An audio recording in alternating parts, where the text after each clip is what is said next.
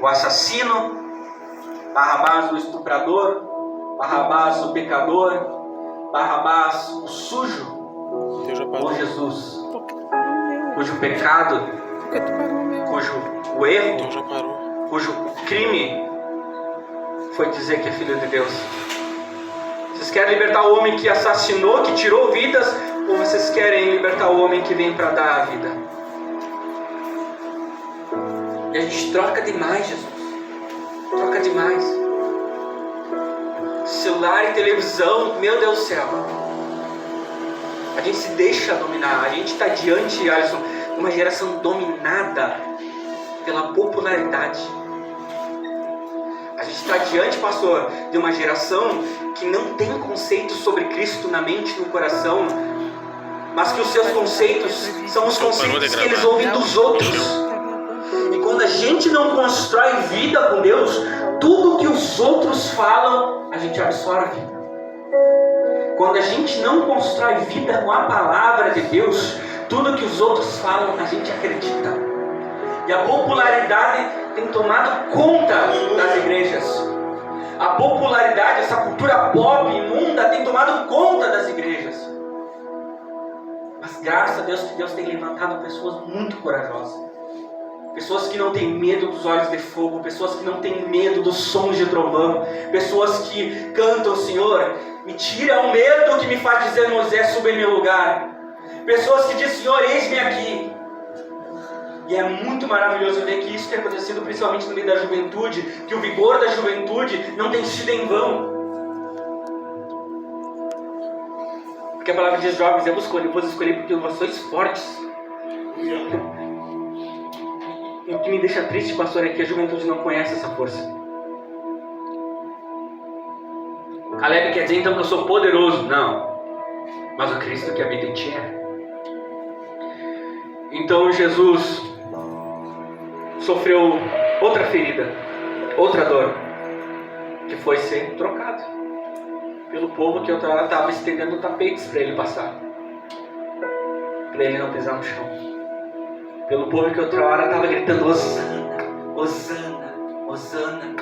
Naquele momento estava gritando, liberte Barrabás, crucifique.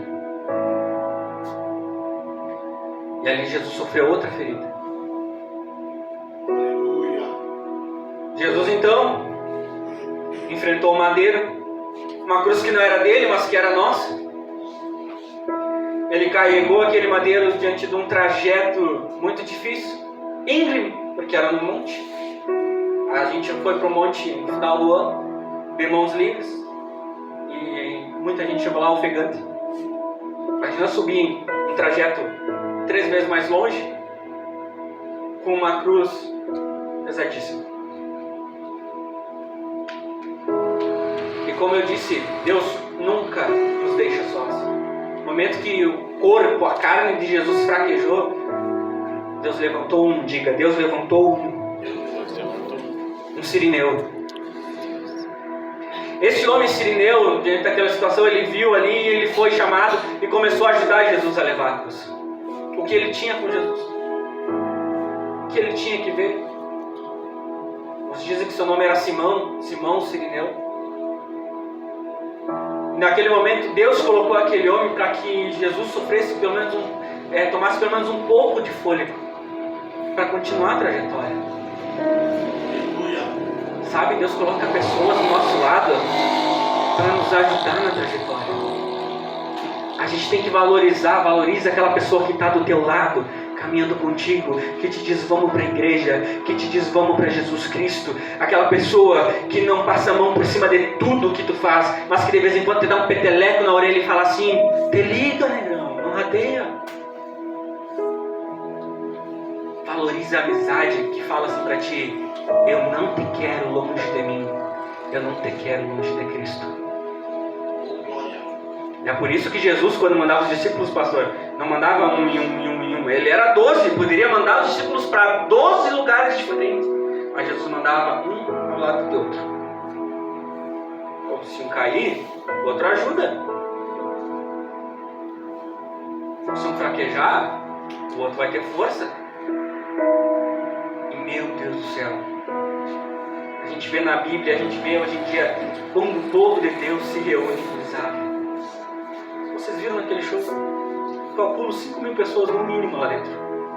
Vocês viram o que acontece quando o povo se reúne num propósito de cantar e pular para o Senhor? Vocês viram o que acontece quando a igreja se une para cantar que ruja o leão e que a terra estremeça? Vocês viram o que acontece quando o povo de Deus, 5.000 pessoas, cantam o louvor da Cassiane? Valorize as pessoas que estão do teu lado, que te falam a verdade na cara. Sabe por quê? Porque a verdade dói, mas a verdade cura. Pouca gente aqui conheceu o mertiolate amarelo. Aquilo era sem vergonha. Mas a gente passava, no outro dia não chegava nem mosca na ferida da gente. Doía, mas curava. E sempre tinha aquela manha, né? Ah, mãe, eu não ali, ó. Aí a mãe vinha com o mertiolate e falava... Aí tu falava, ai, tá ardendo já. Aí quer dizer que tá curando. Isso porque vocês não tomaram uma lapada de sal em cima da ferida. Na falta do mertiolate. Tenho certeza que tinha sal no mertiolate. Tenho certeza. E Jesus continuou a trajetória, aquele homem ajudando ele pelo caminho. Os dois sentindo a mesma dor. Os dois sentindo o mesmo cansaço. Jesus com certeza muito mais porque estava ferido. Mas em relação ao trajeto, os dois com o mesmo cansaço. Os dois com o ombro ferido. Os dois com peso. Os dois com os pés sangrando. Os dois com calor, com sede, mas os dois juntos em todo o tempo. Eu tenho certeza que o galardão daquele homem foi muito grande. Mas tenho certeza, pelo amor de Deus. Jesus chegou no alto do monte e ali foi começado a transpor o corpo de Jesus em cima daquela cruz. E ele foi erguido. No momento que a pessoa é erguida na cruz,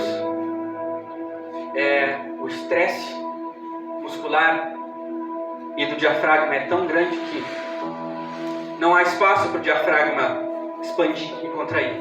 Ou seja, não dá para respirar direito.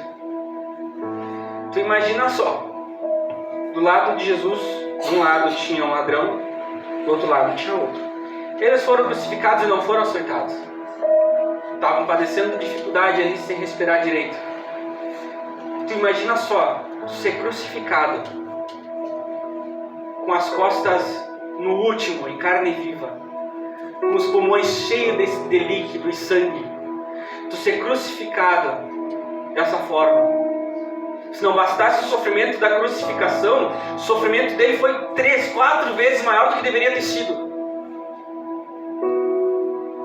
E ali, durante algumas horas, Jesus ficou em agonia. E muitos começaram a dizer, se tu é o Filho de Deus, desce daí se tu é bom. A gente tem mania de barganhar tanto com Jesus. A gente é muito emotivo e no momento que a gente está passando a dificuldade, a gente quer recorrer a alguém que tem a solução. Pô, se Jesus é todo poderoso, logo Jesus tem a solução, então vou recorrer a Jesus. Só que com Jesus não se barganha, com Deus não se barganha. Se a vontade dele é o teu sofrimento, sinto muito, vai doer, mas vai passar. Mas porque é a vontade dele. A vontade de Deus naquele momento era o sofrimento de Jesus, doeu, mas passou.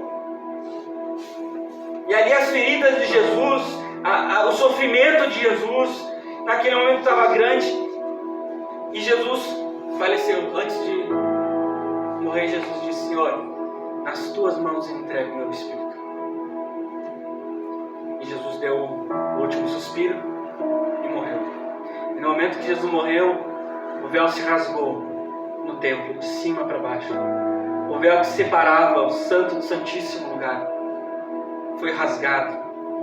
E ali quem estava só de fora olhando, pôde olhar para dentro, pôde olhar porque é santo, santo e santo. Quem nunca teve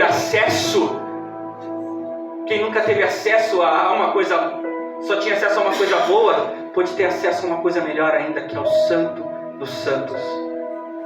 E o sacrifício de Jesus naquele momento curou enfermidades nas gerações por vir. O sacrifício de Jesus naquele momento, ele levou sobre ele todo o pecado. Ele foi no inferno, tomou a chave do inferno e da morte nas mãos.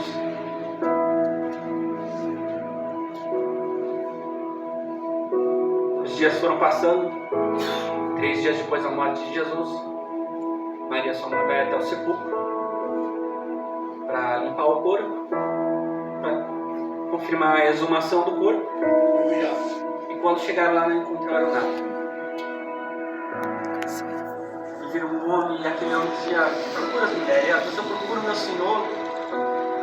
Levaram o corpo dele, porque naquele tempo ainda já existia o fanatismo religioso. E levaram, alguns talvez eles tivessem com medo que tivessem levado o corpo de Jesus para algum tipo de seita, para algum tipo de, seja lá qualquer maneira. E alguém disse para ela: por que procurais entre os mortos aquele que vive? Sabe, o Evangelho ele não terminou com a morte de Jesus.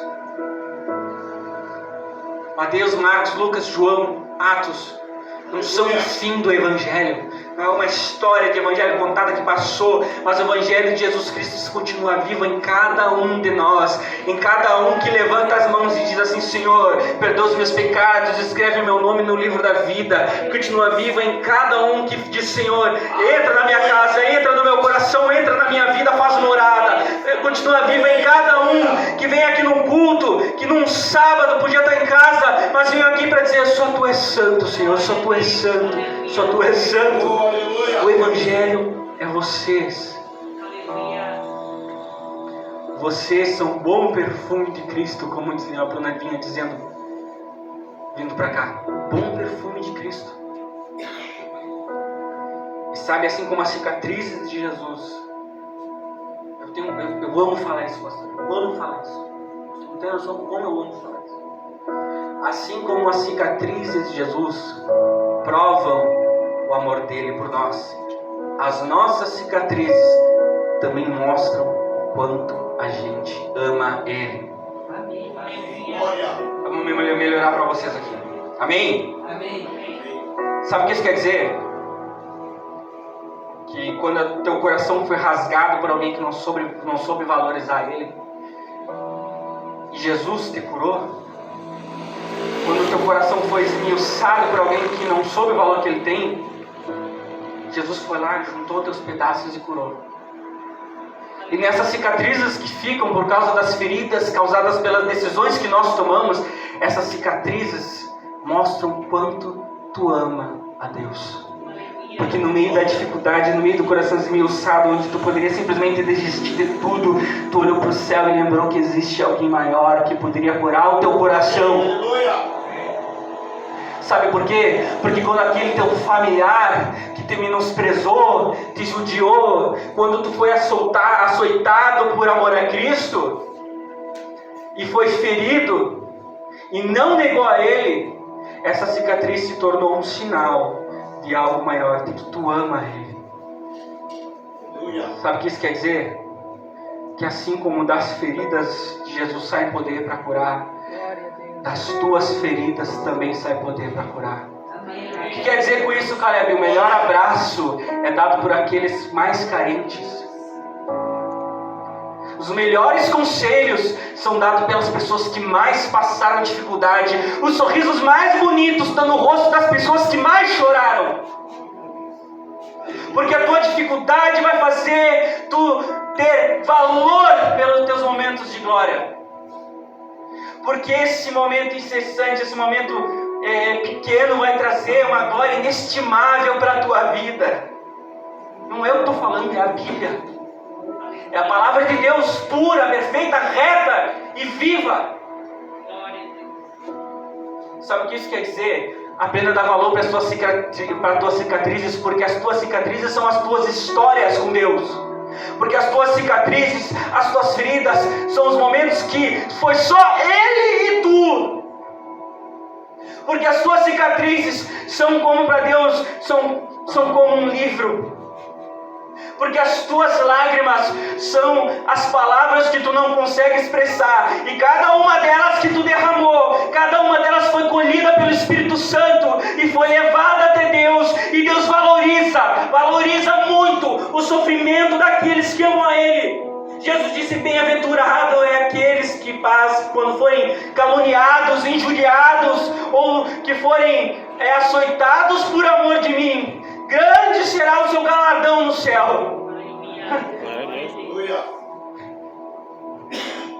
Porque esse peso de sofrimento causará um peso ainda maior de glória que ainda está por vir.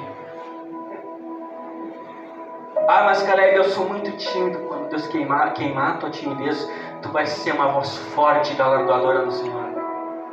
Mas Caleb, meu coração é muito ferido. Eu sei, eu já senti dor demais, Caleb, no coração. Esses corações são os preferidos de Deus.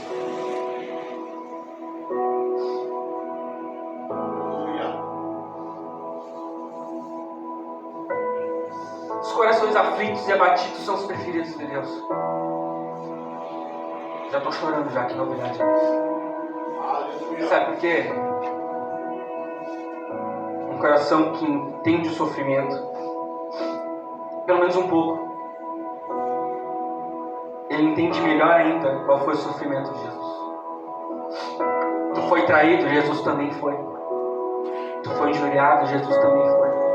Tu foi trocado, Jesus também foi. Tu foi açoitado, Jesus também foi. Muito mais do que tu foi. Tu foi renegado, Jesus também foi. Tu foi aplaudido, parabéns, Jesus também foi. Para ele aplausos são a mesma coisa que nada. Tenho isso no coração de vocês, levante a mão. Levante a mão. Feche os olhos e repitam comigo: Senhor, eu te amo, porque tu me amou primeiro. Senhor, eu aceito o sofrimento, porque tu sofreu primeiro.